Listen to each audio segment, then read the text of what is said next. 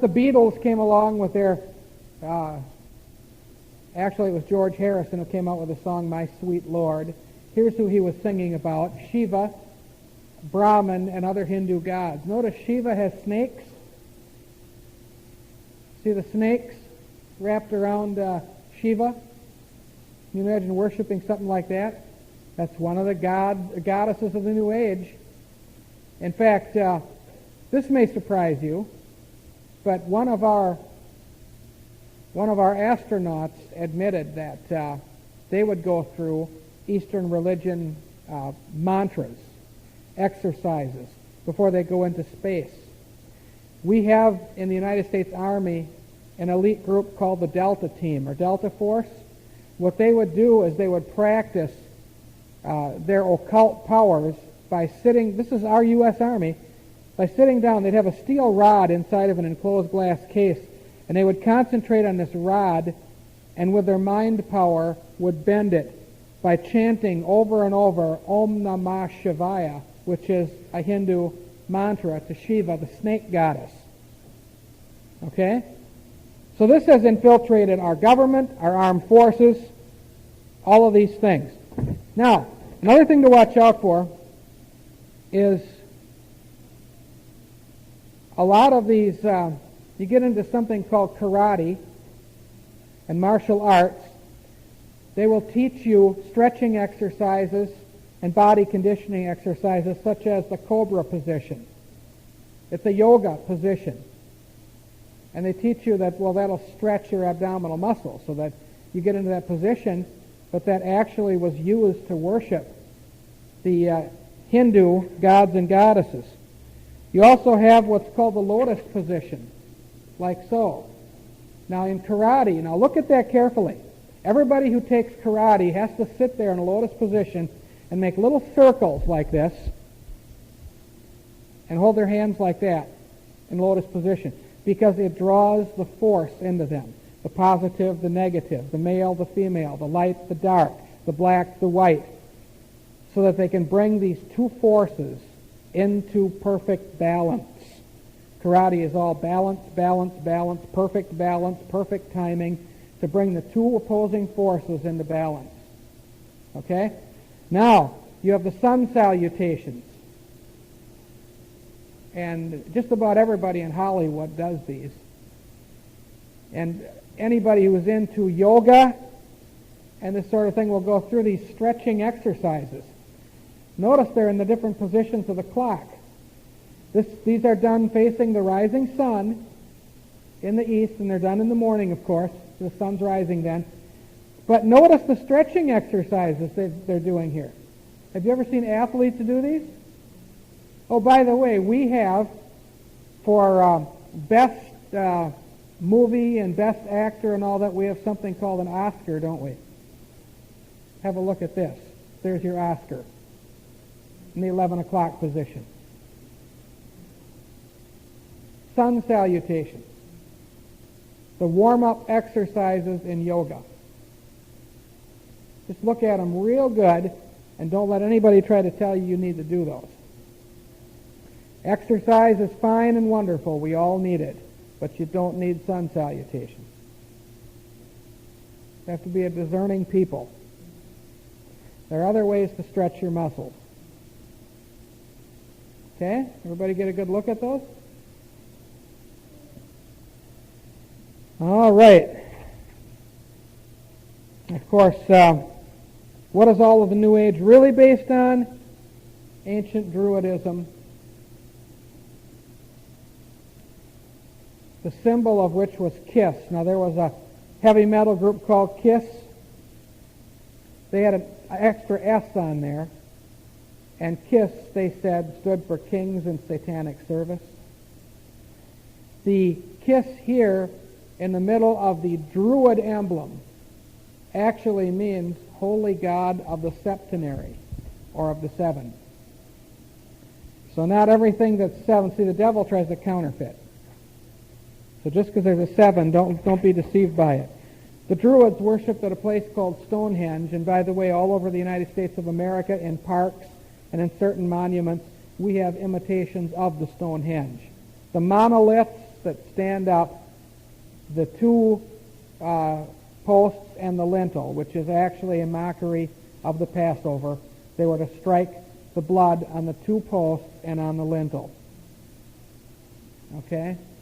In Masonry, you have three gods, Jehovah and Osiris, the lesser god, holding up Baal, the true god, at the top. That's what they teach. A sermon in stone. Here's a little picture of witches in California performing an act of worship at dusk. Notice they're holding a branch up to the setting sun.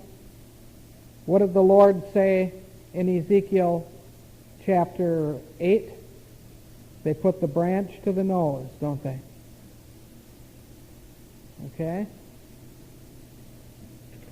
I have to move rather quickly. Here's a famous witch who actually caused a lot of trouble in our country, Sybil Leek. She's dead now.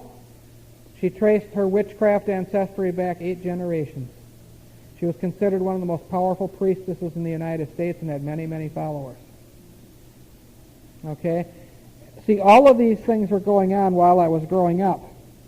Just to show you real quickly now some of the symbols that begin to appear on rock albums. There you have a few of them. An upside-down cross, the crow's foot, the ankh. Notice the question mark, the cross of confusion. That was an ancient Roman symbol questioning the existence and validity of Christianity.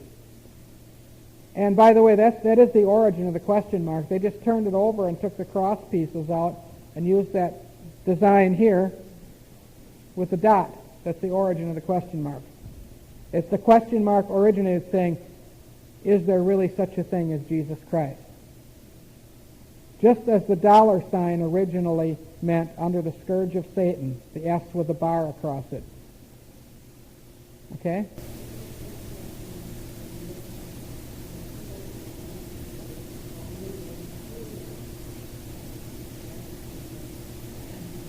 Yeah, the God is dead movement did come out with a hippie generation. And of course, who formulated that? Who started that saying, really? Do you know? Actually, it's earlier than you may think. Friedrich Wilhelm Nietzsche was the first one to come out and popularize the saying, God is dead. Most hippies studied Nietzscheism. It's a form of philosophy. They studied it in the universities, such as Berkeley. By the way, Berkeley, for a while, I don't know if they still have it, they came out with a full degree program in ceremonial magic. The only university in the country to do it. Ceremonial magic. You could go to Berkeley and get a degree in ceremonial magic. Okay?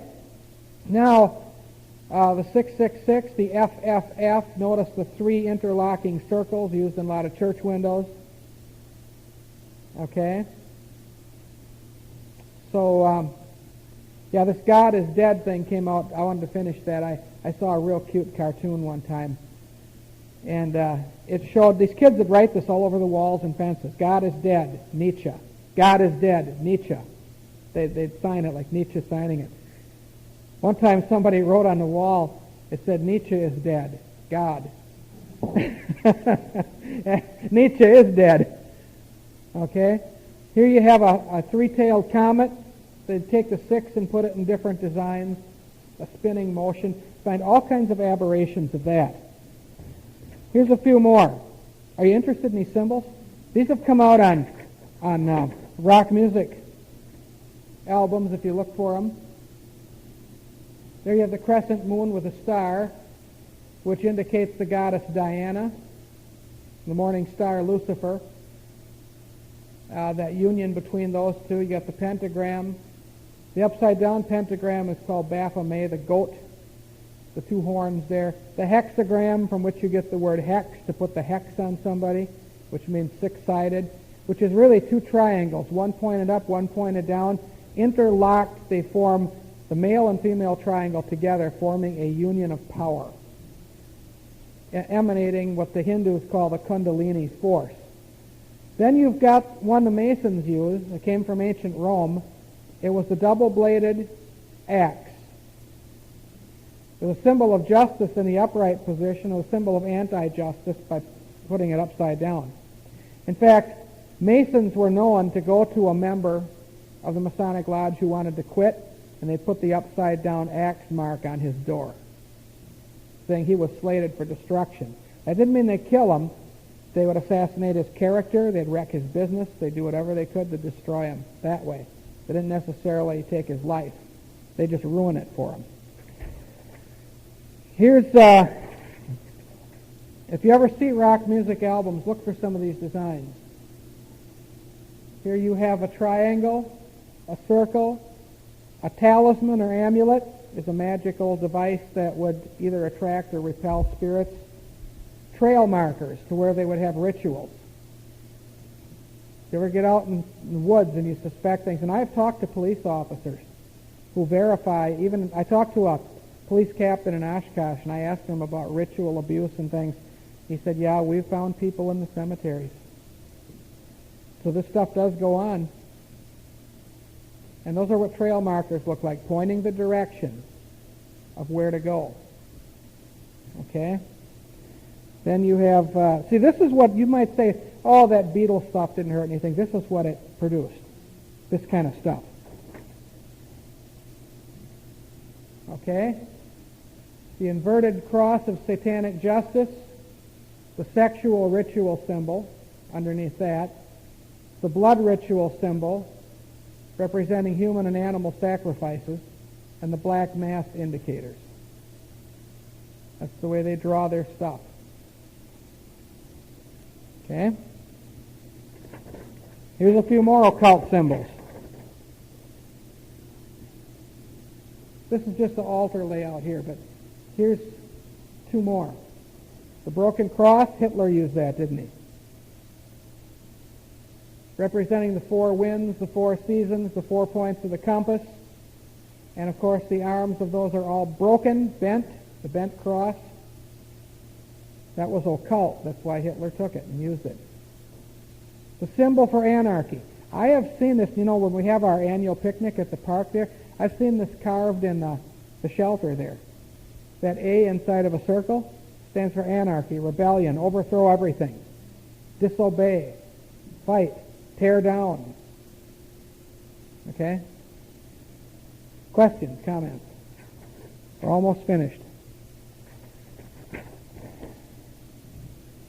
Here is Dennis Carpenter and Selena Fox of Circle Sanctuary in Mount Horeb near Barneveld, is where they actually have their setup between Barneveld and Mount Horeb. You can see there's something wrong with her eyes. Selena Fox is a high priestess who is known throughout the world. In fact, in the English covens, which are considered to be very powerful, she is highly revered as one of the most powerful witches in the world. And she lives near Madison and controls the whole Madison area. In fact, the entire state of Wisconsin and then some.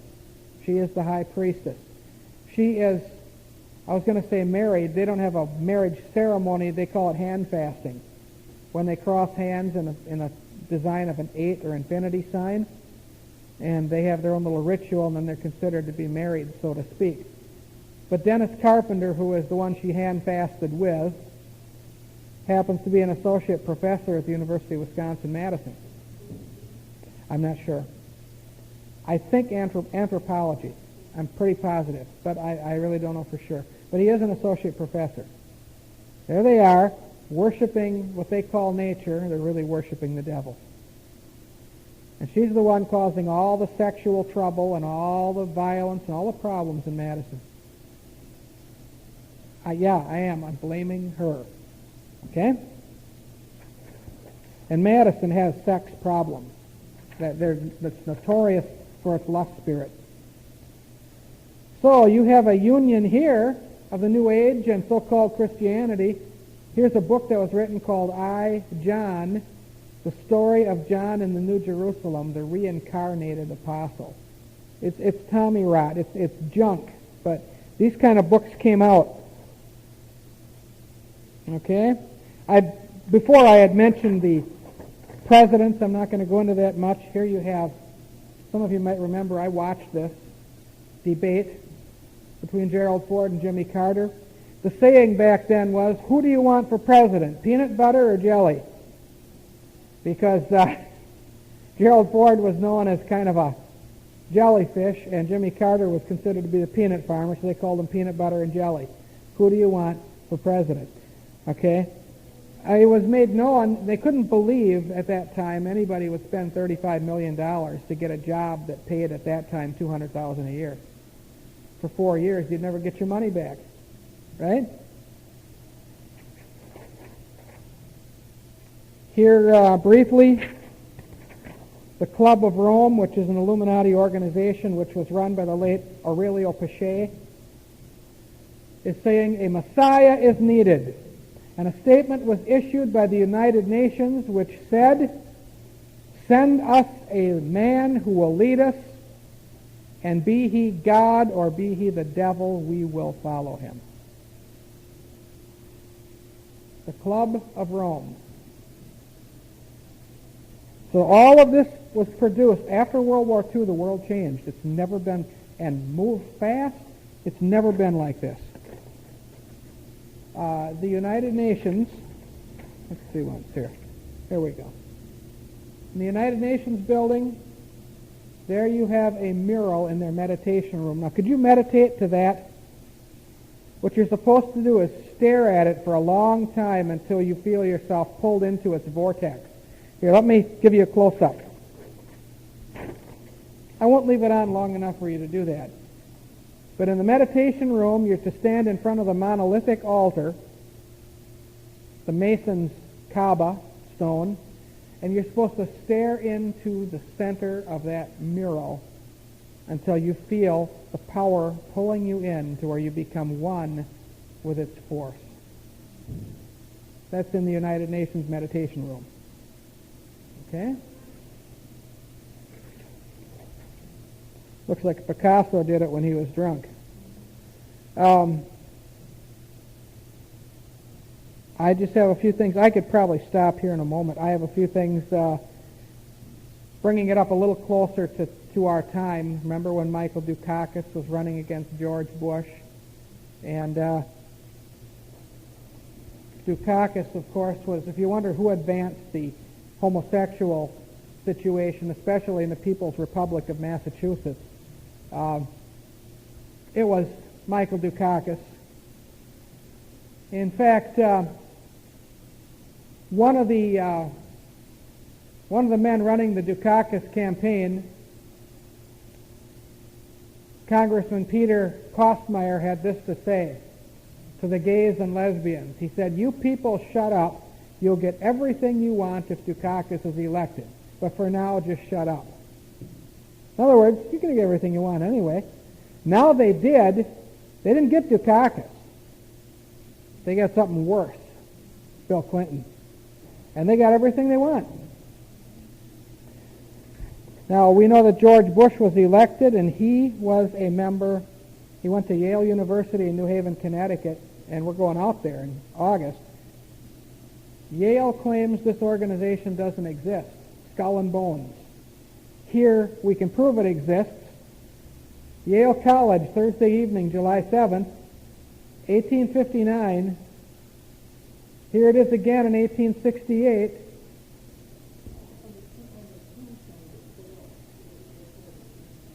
Yeah.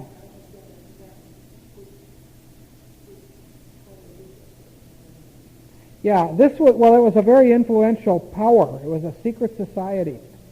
And now here it is again in 1870, and here it is again in 1936. In fact, here it is again in 1984. The librarian was contacted at Yale University, and the librarian said there is no such thing as Skull and Bones. There it is.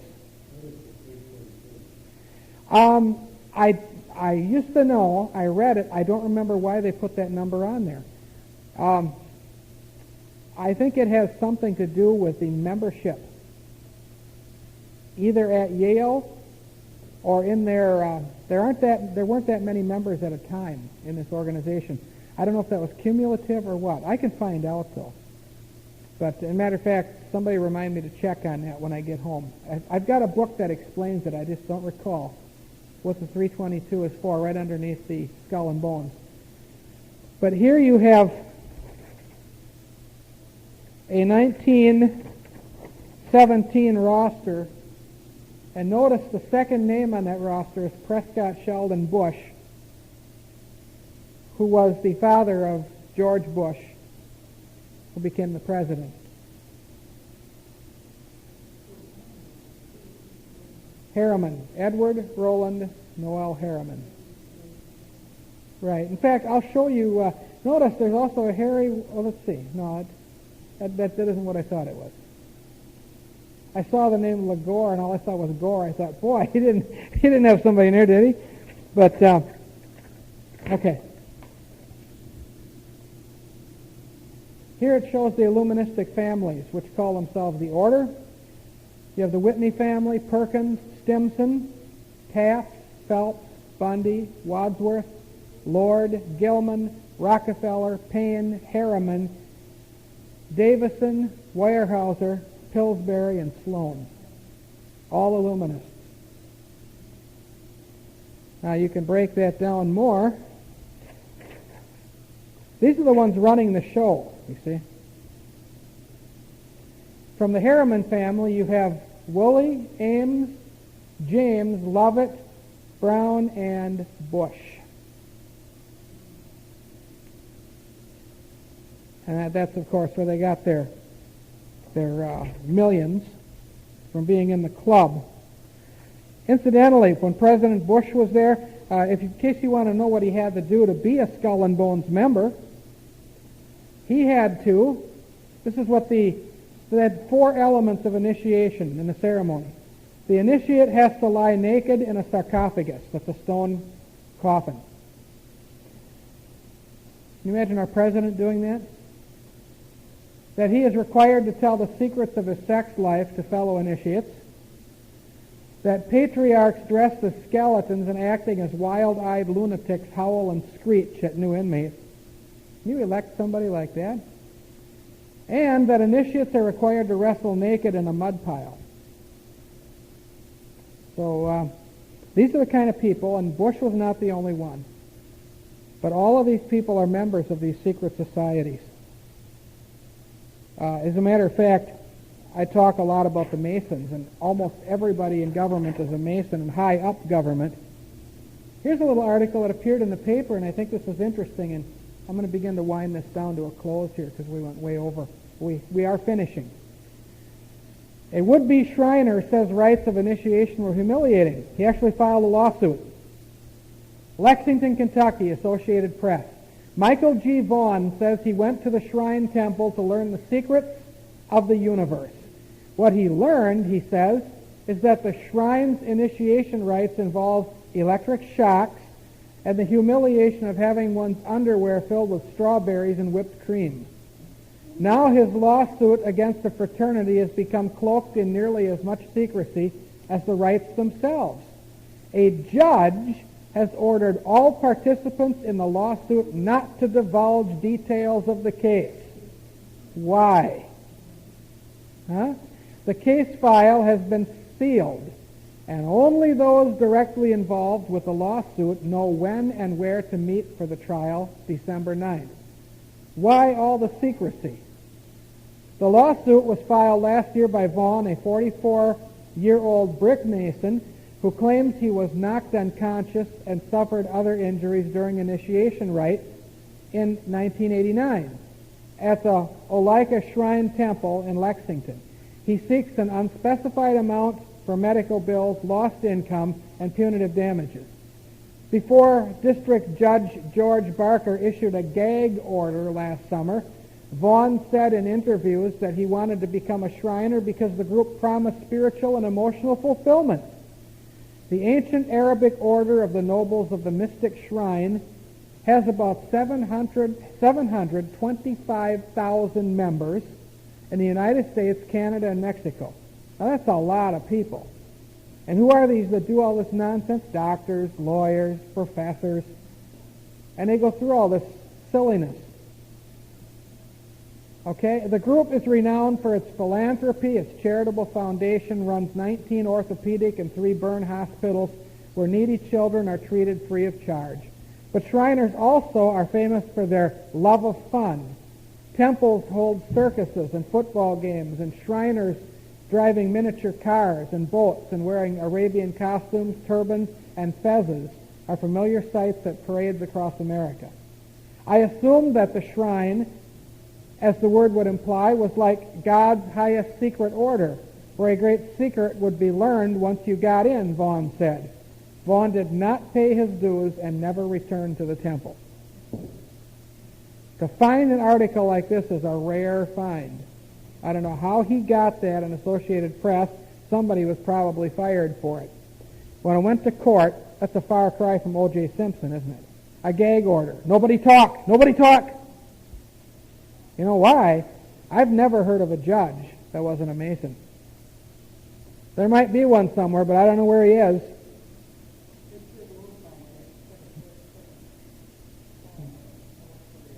Yeah, they sure do.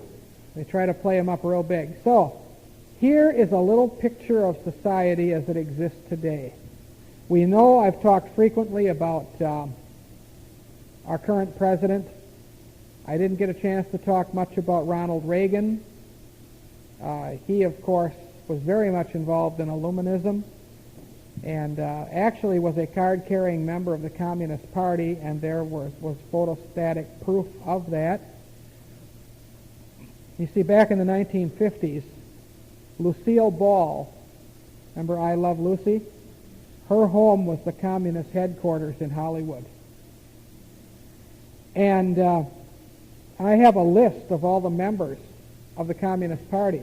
In fact, it was none other than Clark Gable, the famous movie star, who made the photostatic copies. He himself was not a communist. He made the copies to expose communism, and he gave it to the Senate Fact-Finding Committee for the House Committee on Un-American Activities. And of course, McCarthy, you know what they did to him. And Scott McCloud and some of these other guys. But what happened is she held meetings in her home. And Ronald Reagan was one of the members of the Communist Party and had regular communications with the one they called Uncle Joe Stalin. He became the president.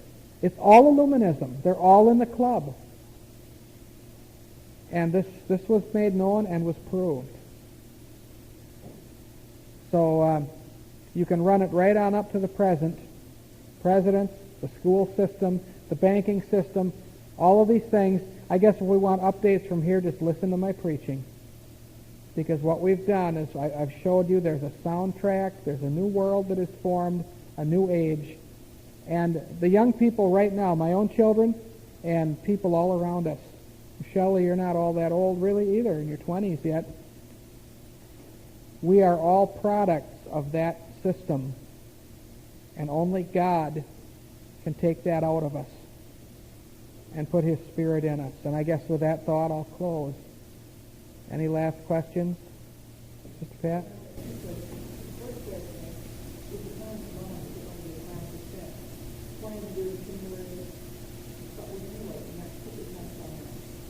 Well, the reason they exploded the atomic bomb is to show that there was such a terrible force in existence.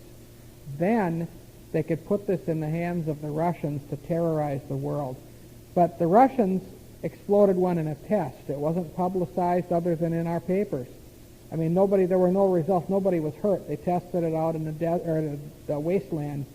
I don't know exactly where it was. I'd have to check. But everybody knew about the Japanese incident, and we saw much loss of life there. We all saw the pictures. It was played up real big. It was a terrible, terrible thing. A lot of innocent civilians died.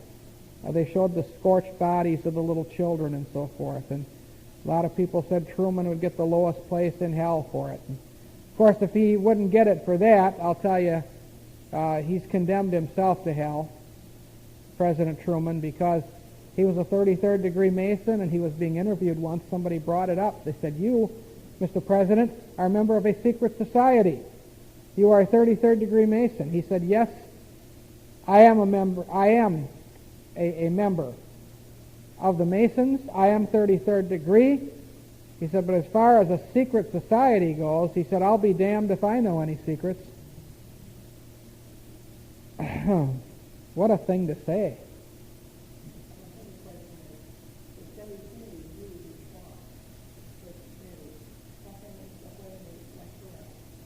Well, they basically, with Jackie Kennedy, they no doubt, I don't know about this for sure, but they no doubt made a deal. They kind of farmed her out. They gave her to a very rich illuminist by the name of Aristotle Onassis, who was a Greek shipping magnate, multi-millionaire many times over. They basically put her out to pasture.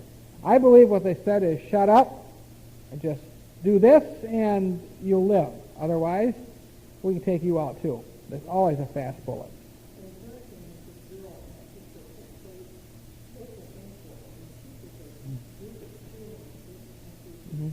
Uh-huh.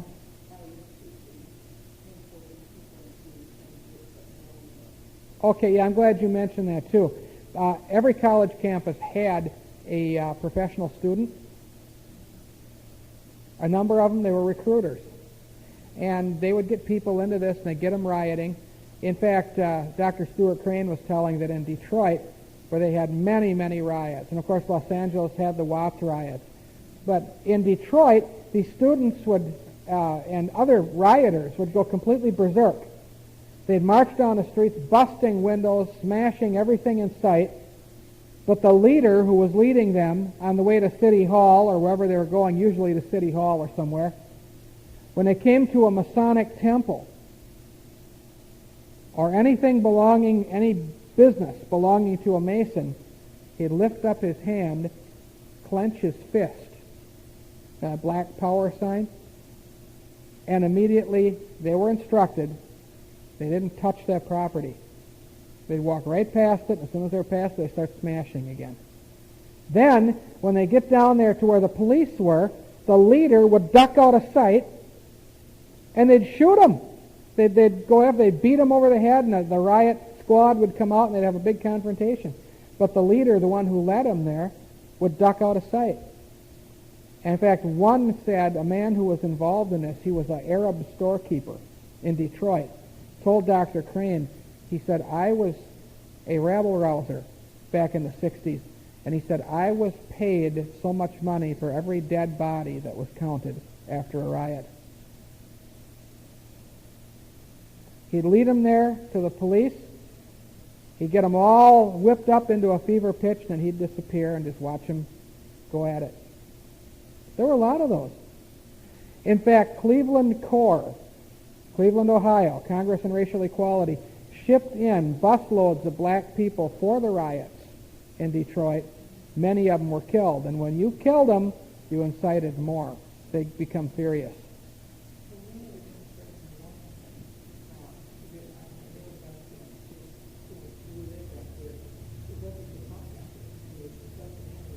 Sure. Oh, it was really quite a time to live in. But I think we'll conclude here. This has been an overview of history from the creation of the world to right now. Stay in touch. Keep your eyes open. Now that you know a little more about what did happen and how it happened, you can understand what's going on now and kind of know what to expect until the Lord comes. So let's stand together. Thanks for being such a good group and staying so long. I went way, way over, but we're finished. We did it. Praise the Lord. Success.